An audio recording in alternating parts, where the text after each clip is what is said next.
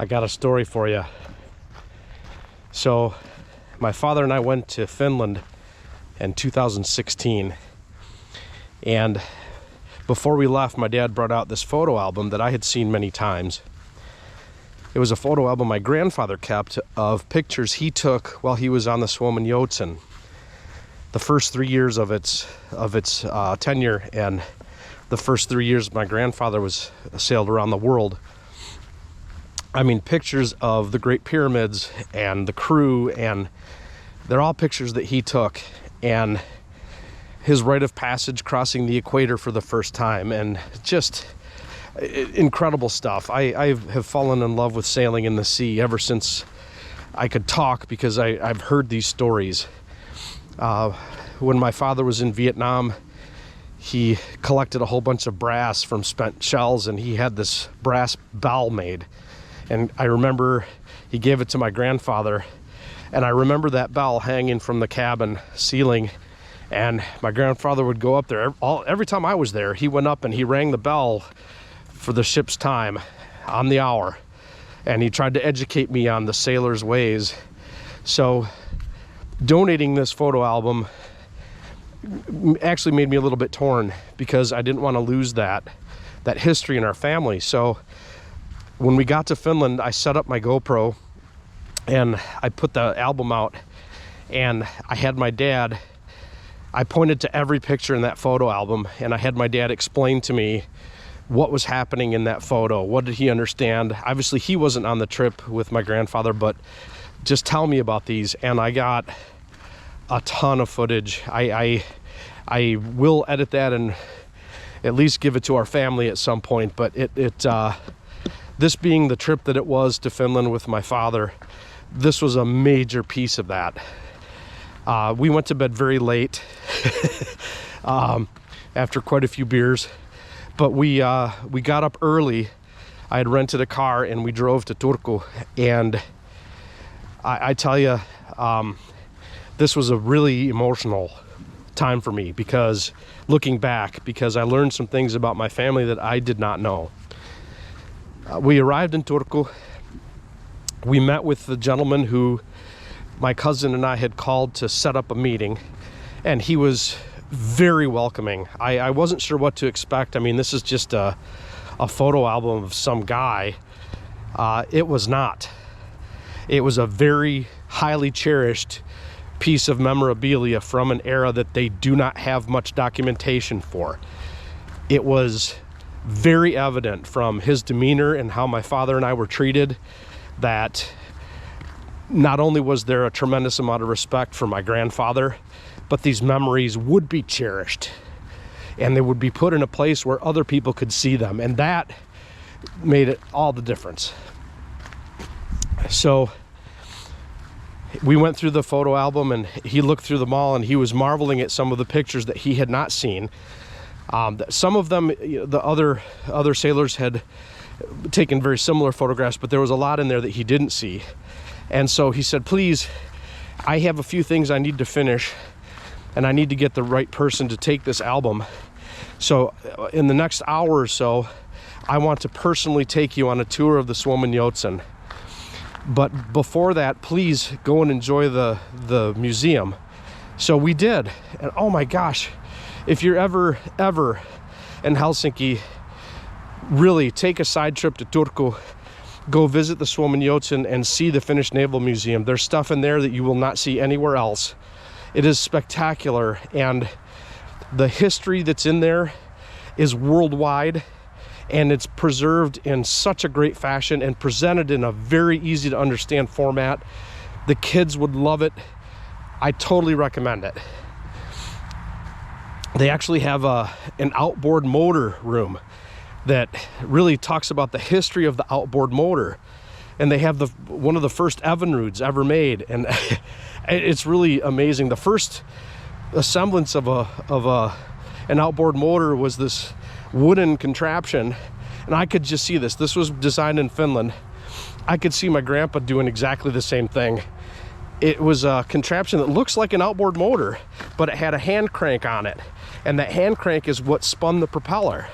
And when I saw that, I just could see my grandfather just wringing that thing as fast as his arm would go to get the boat to go faster. Really fantastic. And then we got to tour the Suomen-Joutsen. I remember seeing it in 1985. We got some pictures on the outside. I got to see parts of the ship that I didn't before. It was a very intimate tour. I got to see the ship from my grandfather's perspective. They had hammocks up where the sailors would sleep, so I got to see where my grandpa spent his nights. They took us to the wheel. I got a picture of myself and I got a picture of my dad on the wheel. I remember seeing a picture of my grandpa on that wheel, so that was really special. And then the gentleman said, I'm going to take you to a place that your grandpa never saw. And he opened the captain's cabin, and I remember my grandpa saying that. He never went in the skipper's cabin. And it was really special to see that. I mean, just this is not a small ship. If you Google Suomen-Joutsen, Suomen-Joutsen means Finnish swan, and it's really a remarkable ship. I'm very, very pleased that I grew up knowing about this ship, because it's not just part of the family lore. It's something that I cherish. So we sat down after the tour. My dad needed to rest his legs, and so I wanted to show off a little Finnish that I had been polishing up. And so the waitress came over and I said, "Kaksi kalja, kiitos." And she looked at me and cocked her head and said, "I beg your pardon." And I said, 2 beers, please. She goes, "Oh." She patted me on the shoulder. She said, "Olut. Kaksi olut, kiitos." And I looked at my dad and I said, "What?" My grandfather always referred to beer as kalja. And my dad kind of chuckled. He said, "Well, olut is the word for beer. Kalja is kind of a slang term." My grandfather was known for using a lot of slang type terms. He's a Savolainen. Maybe some of you Finns will know what that means, but I certainly do. I could never get a straight answer out of my grandpa the first time. But so kalja, he said, I would translate it something as suds. So obviously it's beer, but not everybody uses that word anymore. So okay. So my first attempt at Finnish was a little embarrassing. But we went out, and as we were heading to the parking lot, my dad said, "What the heck is that?" They had some outdoor exhibits, and we went by this. Have you ever seen a big ship? They've got a big bulbous thing under the waterline in the front of the ship. The Finns call that the bulby. And there was this bulby that was crushed up like a tin can. And my dad's, "I want to see that." So I took a picture of it. As a matter of fact, this was a ship that, I don't remember if it was a Finnish ship or not, but the ship had hit a granite outcropping and it just crushed it up like a little tin can. And I got a picture of my dad looking at this thing. I have a lot of respect for the sea. I grew up sailing the Great Lakes, and I have a deep respect for the ocean. I've never sailed on the ocean, but it just goes to show you what can happen if you're not paying attention. So we got in the car to head home, and my dad was pretty tired at that point. Real emotional day for both of us. So about halfway back, he was snoozing for a little bit, and he woke up when we were about halfway back to Helsinki. And I said, "Dad, I have a question that's been weighing on me a little bit." And he said, "Yeah, what's up?" I said, "Why did you leave Finland? I was always told that you guys left because of opportunity in America." And I'm sure that's the case, but the family here is thriving. And a couple of things don't make sense. You made mention of that airplane, that you went to Sweden. I didn't know you went to Sweden. And he sat up, got real serious, and he says, "Well, son, it's time you know, this time you know the whole story." He said, after the Winter War, my grandfather was a soldier in the Winter War. He was a naval officer, ran a tugboat sweeping for mines, sweeping the bays and harbors for mines. But when the winter came, he was a soldier like everybody else. And after the Winter War, and then the continuation war, and then finally when World War II ended, this was Russia's sphere of influence, and Finland had no allies. There's a lot of history in there that I might make a story later, but my grandfather had heard of a list. The Russians were trying some of these naval captains and accusing them of scuttling Russian ships, which was vehemently denied by the Finnish Navy. And at that time, from my understanding, some of the communists came back from Russia that had left Finland, some of the Finnish communists that left after the Civil War, and Russia pretty much had its way with Finland. And the Navy was not big enough and not strong enough to have any political influence. And the Navy, from what I understand, was indignant, saying, these men won this war for you. You need to protect them. Well, my grandfather had told my grandmother, when I come home, if I come home and say we're leaving right now. We can't pack, just be ready to go. We can't take anything with us, just in case. So in 1947, one of his friends was taken off the streets, and Grandpa went straight home and said, we're leaving. He threw a little ditty bag to my dad and my aunt and said, anything you can put in there you can take, everything else stays here. And he gave the keys to my grandma's mother and to his sister.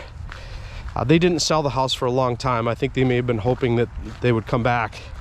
But the Finnish Navy and some of Grandpa's friends pooled some money together because my grandpa had a family. He didn't want to chance it. So they all pulled together. They got him a flight out of Finland. And this is right after World War II. Nobody was flying anywhere in Europe. And not only that, they were flying on a DC-3. Well, they flew to Sweden, and they had to stay there for a number of months in a little town called Femway, which I believe in Swedish means 5 lakes. And these are friends. This is the same family that my father and his sister and my grandmother stayed during the Winter War. So they stayed there, and my dad had said, you know, he looked around for what he could take with him, and he had a couple of Finnish knives, and he had heard that they were worth something, that people liked to buy these knives. So he put those and a couple other things, and he said, I remember when we got to Femway, I sold those knives for actually some good money. So they stayed for a number of months in Sweden and then booked passage to America, and they landed in early February. And my grandmother had an aunt, and that was their sponsor.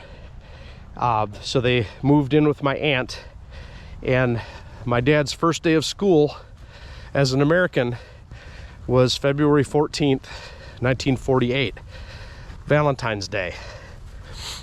There's another story about that in the future, but my dad kind of sighed when that was all over, and he said, you know, the reason we told you that we left Finland because of opportunity is because Grandpa had forbade us from talking about this, because he didn't want the Russians to find him.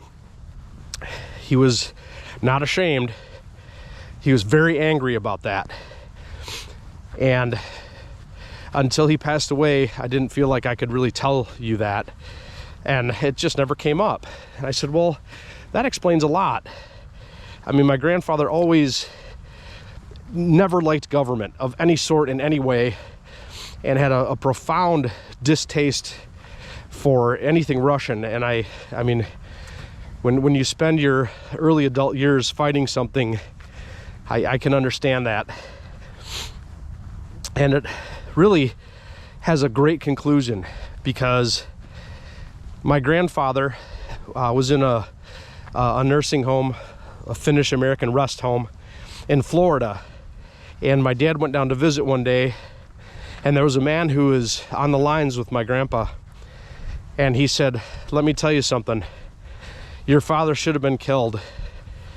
I mean, he was crazy, and I would never want to fight him. But there's never anybody else I'd want in a foxhole other than your dad, my grandpa.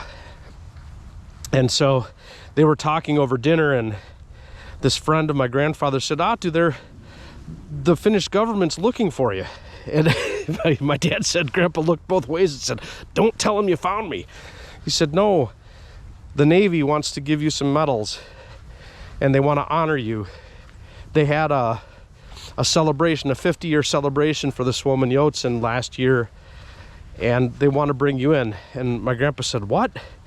So my dad and my grandmother got on it and started investigating everything, and they booked the trip. My grandfather never looked back. I don't speak Finnish because of that. He said, we're Americans now. We speak English. We are Americans. We're not looking back. My grandmother has gone back to Finland, or went back to Finland a number of times, but my grandfather never looked back. He was an American, period. And he was able to go to Finland. He went to Turku. They presented him 4 medals. The first medal was for the Winter War, when the Russians invaded. The second was the medal for the Continuation War. And the third was, I believe, a Liberty Medal. And the fourth was something like a Naval Cross. It was a Navy medal, and there's a clasp on it that's in the picture of a tank. And I remember a story, I'll tell this one later, of my grandfather blowing up a tank. As far as I know, he's the only Finnish naval officer to actually blow up a tank. But I tell you, I've got a picture on my desk of my grandma and grandpa, with my grandpa wearing this suit coat with his 4 medals on his breast, and the sheer happiness on that man's face. His country finally honored him. I don't know how many years later, but we owe a debt of gratitude to our veterans. No matter where they are, no matter what country they fought for, we as a country owe our veterans a debt that can never be repaid. But we can at least honor them. And Finland, rakastan sinua Suomi. You did the right thing. You did the right thing by my grandpa. And he died with a lot of closure because he got his country back. So I'll leave you with this. We Finns have a term called sisu. Sisukas suomalainen. Sisu is, I'll use a term my dad used to use, loosely translated. Sisu, loosely translated, means guts, grit. We Finns know that it's much more than that. And I think my grandpa ought to hit the nail on the head. You come up to a granite wall. You can't go over it. It's impossible. You can't go around it for some reason, and you can't go under it. Sisu is, you just got to go through it. I hope y'all have a fantastic Merry Christmas and a great New Year. Hyvää joulua, hyvää uutta vuotta, and have a fantastic, fantastic New Year.